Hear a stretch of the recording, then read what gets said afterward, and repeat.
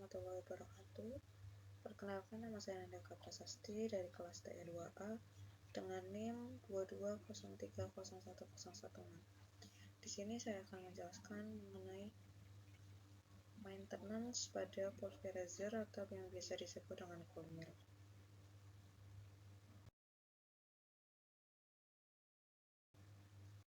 Pembahasan sekarang yang akan kita bahas yaitu pengertian pulverizer, yang kedua komponen utama pulverizer, yang ketiga indikasi kerusakan, yang keempat maintenance. Dan pada maintenance sendiri terdapat preventive maintenance, predictive maintenance, dan corrective maintenance. Untuk yang pertama, pengertian pulverizer. Pulverizer merupakan salah satu equipment atau alat yang diperlukan di PLTU. Fungsi pulverizer sendiri yaitu alat untuk menggiling bongkahan batubara sehingga menjadi halus dan dialirkan ke furnace bersama dengan udara perepat atau udara primary. Fungsi lain pulverizer adalah mengeringkan batubara sehingga mudah dibakar, menyaring batubara agar batubara yang masuk boiler benar-benar halus. Batubara yang keras atau kasar dihaluskan akan ditampung di hopper. Nah, ini pulverizer atau cold mill pada PLTU Cilacap, bisa dilihat.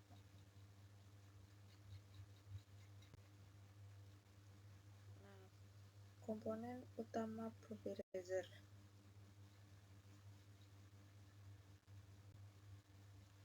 Komponen utama pulverizer untuk yang pertama ada grinding table. Grinding table sendiri berfungsi menggiling batubara agar halus. Nah, pada grinding table sendiri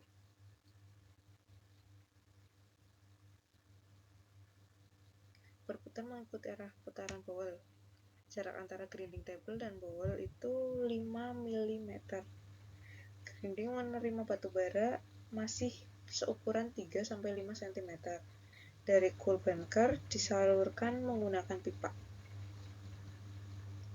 Bagian-bagian pada grinding table sendiri yaitu table liner, berfungsi sebagai tempat berputarnya batubara dan proses pengerusan. Dan kedua ada air inlet, tempat masuknya primary air atau udara primary, berfungsi membawa batubara yang telah halus menuju ke bunker dan mengeringkan batubara tersebut.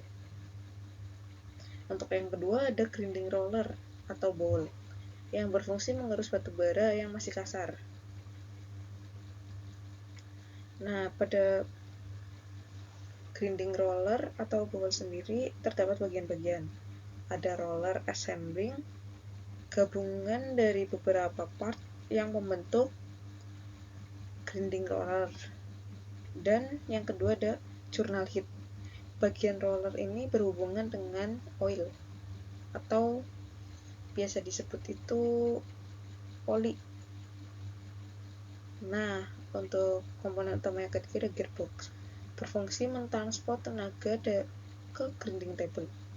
Fungsi gearbox itu selain itu gearbox itu berfungsi memperkecil torsi putaran.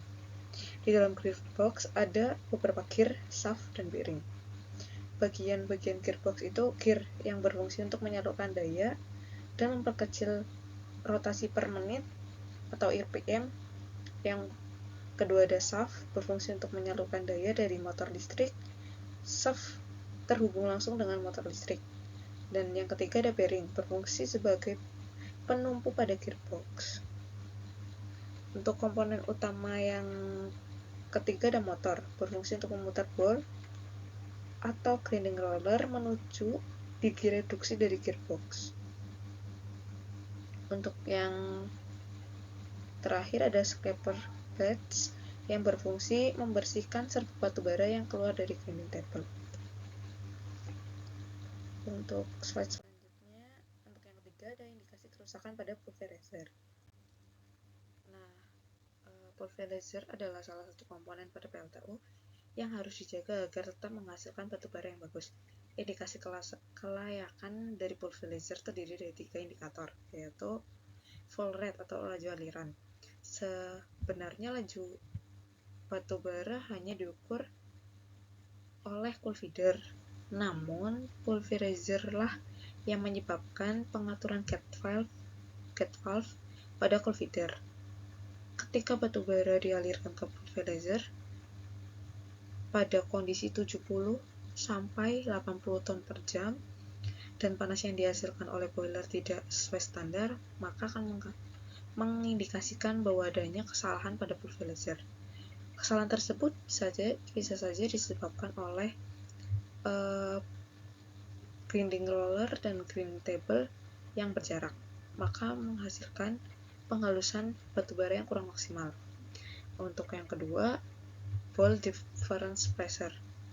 Pada perbedaan tekanan pada valve terjadi pada saat primary hot air membawa batu bara halus menuju ke burner. Perbedaan tekanan pada inlet dan outlet sebenarnya harus dijaga agar tidak berkurang terlalu jauh. Ketika penurunan tekanan terlalu jauh, maka batu bara akan menempel di pipa-pipa tidak sampai ke burner. Nah, untuk yang ketiga, kapasitas batu bara yang masuk ke dalam spill reject hopper. Batu bara yang sudah dihaluskan seharusnya dibawa oleh primary air menuju burner. Namun, pada saat pengurusan terjadi, ada beberapa batu bara yang ikut terbuang di spillage reject hopper bersamaan dengan benda asing. Ketika batu bara banyak yang terbuang di spillage reject hopper, maka kemungkinan pulverizer ada kerusakan. Umumnya, kerusakan pada pulverizer dapat diidentifikasikan dua faktor utama, yaitu abnormal noise dan vibrator atau getaran yang tinggi. Next, untuk yang keempat, maintenance pulverizer. Nah, kita kan udah tahu kan maintenance sendiri itu terbagi menjadi 3 yang kita tahu, yaitu preventive maintenance, predictive maintenance, dan corrective maintenance. Nah, kita akan membahasnya satu persatu. Untuk yang pertama ada preventive maintenance. Preventive maintenance sendiri yaitu visualisasi yang sangat diperlukan pada metode pemeliharaan ini. Dalam preventive maintenance dibagi menjadi 2, yaitu routine maintenance atau pemeliharaan secara rutin, dan annual outage maintenance atau pemeliharaan tahunan. Secara umum, preventive maintenance yang dilakukan di pulverizer adalah sebagai berikut. Bisa dilihat di tabel. Untuk yang pertama, ini jaraknya setiap hari. Routine maintenance-nya yaitu pemeriksaan tekanan dan temperatur oil pada sistem pulverizer. Untuk yang kedua, pemeriksaan ada atau tidaknya kebocoran. Untuk yang ketiga, pemeriksaan ketinggian oil untuk truss bearing dan casing gear. Dan untuk yang keempat, pemeriksaan jika ada getaran abnormal pada casing dan shaft. Nah, ini untuk jarak setiap bulannya. Untuk yang pertama, pemeriksaan dan perbaikan setelan baut pada kopling supaya tidak kendor. Dan untuk yang kedua, pemeriksaan secara visual kotoran atau debu pada sistem pelumasan dengan melihat oil level. Untuk jarak setiap 6 bulan sekali. Untuk yang pertama, ambil sampling pelumas melalui bagian bawah gearbox. Untuk yang kedua, pengecekan oil. Jika tidak bagus, maka diganti dengan yang baru. Untuk jarak setiap tahun sekali, yaitu mengganti oil jika sudah terlalu encer. Dan untuk 3 tahun sekali, perbaikan total atau overhaul minimal dilakukan setiap 3 tahun sekali.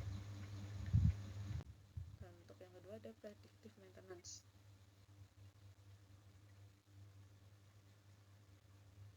Nah, untuk predictive maintenance merupakan metode perawatan ini merupakan turunan dari preventive maintenance. Dalam pelaksanaan predictive maintenance menggunakan alat bantu untuk pengecekan suatu equipment. Predictive maintenance pada pulverizer biasanya dilakukan pengecekan vibrasi dan temperatur. Alat bantu yang digunakan dalam predictive maintenance sebagai berikut. Untuk yang pertama, vibrasimeter berfungsi untuk memeriksa getaran pada equipment atau alat.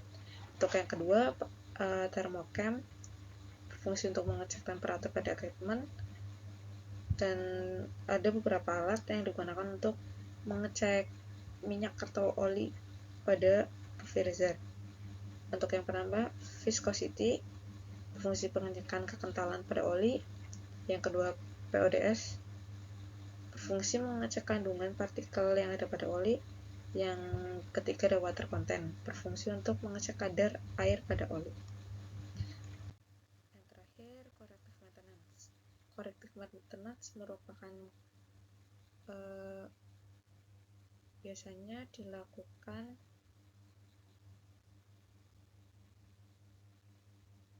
metode ini cenderung pada memperbaiki ketika komponen dan alat tersebut sedang bermasalah atau hanya dilakukan ketika alat tersebut rusak.